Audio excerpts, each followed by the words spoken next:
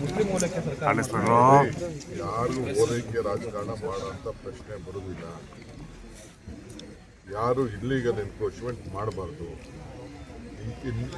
Illegal encroachment ಮಾಡೋರಿಗೆ ನಾವೇನು gift ಕೊಡೋಕ್ಕೆ ನಾವು ರೆಡಿ ಇಲ್ಲ. ಅವ್ರ ಮೇಲೆ ಯಾರು ಮಾಡಿದ್ದಾರೋ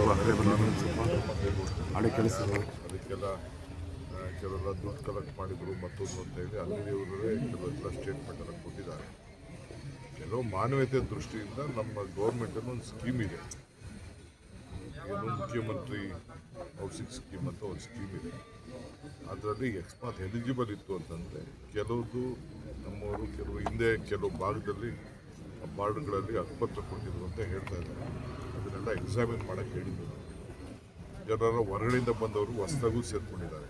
ಅದು ನಮ್ಮ ಹತ್ರ ಜಿನೈನ್ ವೋಟರ್ ಲಿಸ್ಟು ಮತ್ತೊಂದು ಡಾಕ್ಯುಮೆಂಟ್ಸ್ ಎಲ್ಲ ಕರೆಕ್ಟಾಗಿ ಇತ್ತು ಅಂತಂದರೆ ಕೆಲವರಿಗೆ ರಿಹಾಬಿಲಿಟ್ ಮಾಡೋಂಥ ಕೆಲಸ ನಾವು ಮಾಡ್ತೀವಿ. So many Kerala MPs have been saying that they condemn your statement when you said we don't want any interference from Kerala. Let they condemn, let they do whatever want. We know how to run the administration, we run the administration.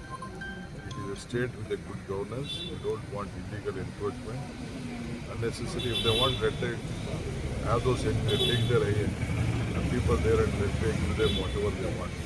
They have not whatever they had promised earlier to the various people, including at the time of the disaster, nothing they have done. But we know how to handle our people. ಅಲ್ಲ sir, ಎರಡು ವಿದೇಶಾಂಗ ಸಚಿವರು ಸಹ ಇದ್ರ ಬಗ್ಗೆ ಮಾತನಾಡಿರೋದು. ಕೋಗಿಲು ವಿಚಾರದಲ್ಲಿ ಪಾಕಿಸ್ತಾನದ ವಿದೇಶಾಂಗ ಸಚಿವರು ಸಹ ಅದನ್ನ ಪ್ರಸ್ತಾಪ ಮಾಡ್ತಾ ಇರೋದು. ಅದಕ್ಕೆ ನಮ್ಮ ದೇಶದ ಹಿರಿಯ ನಾಯಕರುಗಳಿದ್ದಾರೆ. ಅದು ಸರ್, ಈಗ ಎರಡೆರಡು ರಾಜ್ಯದ ಆಧಾರ್ ಕಾರ್ಡ್ಗಳಿದಾವೆ, ವೋಟರ್ ಐಡಿಗಳಿದಾವೆ ಅನ್ನೋದು ನಮ್ಗೆ ಗೊತ್ತಿಲ್ಲ, ಪರಿಶೀಲನೆ ಮಾಡಕ್ಕೆ ಹೇಳಿದೀವಿ. ನಮ್ಮ ಹೌಸಿಂಗ್ ಡಿಪಾರ್ಟ್ಮೆಂಟ್ ಅವರು ಪ್ರತಿಯೊಂದನ್ನು ತೆಗೆದು ನೋಡ್ತಾರೆ. ಜನೂನ್ ಇದ್ರೆ ಮಾತ್ರ ಮನೆ ಕೊಡೋದು ಸರ್. ಈಗ original genuine voter list, local address. Sir, ಅಕ್ರಮವಾಗಿ ಯಾರೆಲ್ಲ ಮನೆ ಕಟ್ಟಿದ್ರು ಅವರಿಗೆ ಎಲ್ಲೂ ಕೂಡ ಜಾಗ ಕೊಡಲ್ಲ ಅನ್ನುವಂಥದ್ದು ಸರ್ಕಾರದಿತ್ತು. ಯಾರು ಕೂಡ ಅಕ್ರಮವಾಗಿ ಕಟ್ಕೊಳ್ಬಾರ್ದು ಅಂತ. ಈಗ ಅಕ್ರಮವನ್ನ ಸಕ್ರಮ ಮಾಡಿದಂತೆ ಅಕ್ರಮನ ಸಕ್ರಮ ಮಾಡಲ್ಲ ನಾವು. ಜಿನೈನ್ ಯಾರು ಬಡವರು ಮನೆ ಇಲ್ಲದೆ ಇದ್ದು ಏನಾದ್ರು ಒಂದು ದಾಖಲೆಗಳು ಕರೆಕ್ಟ್ ಆಗಿತ್ತು ಅದನ್ನ ಮಾತ್ರ ಅದಕ್ಕೆ ಪರಿಶೀಲನೆ ಮಾಡ್ತೀವಿ ಅಂತ ಹೇಳ್ತಾರೆ. ಸರ್, ಇಷ್ಟು ದಿನ ತೆರವುಗೊಳಿಸಿದವರಿಗೆ ಕೊಟ್ಟಿಲ್ಲ ಅನ್ನುವಂಥದ್ದು ಆರೋಪ ಇದೆ. ಇನ್ನಷ್ಟು ಹೆಚ್ಚಿನ ಮಾಹಿತಿಗಾಗಿ ಫಾಲೋ ಮಾಡಿ ಬ್ರಿಗೇಡ್ ನ್ಯೂಸ್ ಕನ್ನಡ.